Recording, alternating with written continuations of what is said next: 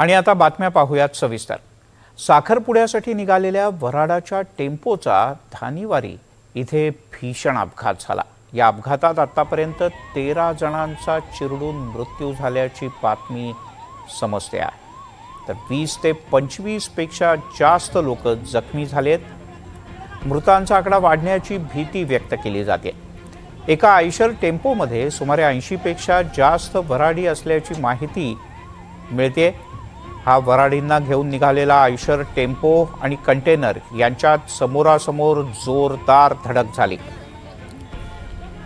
कंटेनरची धडक इतकी जबरदस्त होती की आयशर टेम्पोही उलटला आणि कंटेनरही जागेवर पलटी झाला।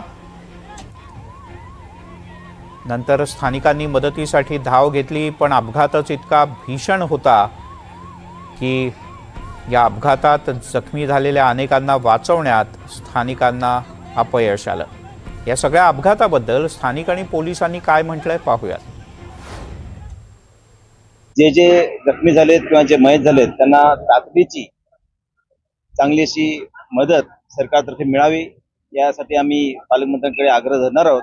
अर्थात आल्यानंतर आढावा घेऊन ते पुढची सूचना देत। निमित्ताने या सगळ्या प्रकरणाची चौकशी होईल, रोडची सुद्धा चौकशी होईल, जिथे साईड पट्टी केली गेलेली नाही, जे आवश्यक ज्या नियमानुसार हायवेच्या नियमानुसार जे व्हायला पाहिजे काम ते झाले नसेल तर त्याच्यावर कारवाई झाली पाहिजे।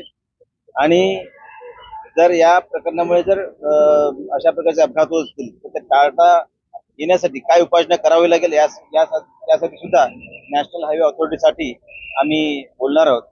आपल्याकडे दुपारी साधारण 3:30 वाजेच्या दरम्यान उपजिल्हा रुग्णालय कासा येथे टोटल 27 रुग्णांना दाखल करण्यात आलं।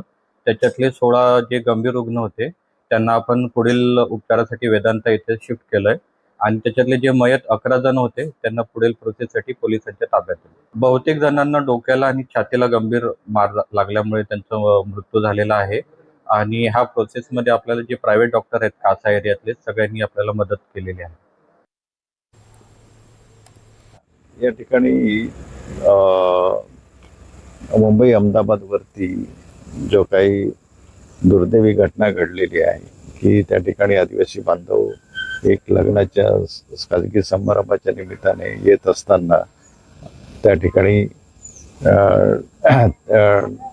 टेम्पो आणि ट्रक यांच्यामध्ये त्या ठिकाणी एकमेकांच्या टक्करीमुळे त्या ठिकाणी मोठ्या प्रमाणावरती त्या टँकरचं नुकसान झालेलं आहे, त्या टेम्पोचं नुकसान झालेलं आहे आणि जवळजवळ 11च्या आसपास लोकांचा त्या ठिकाणी मृत्युमुखी झालेला आहे।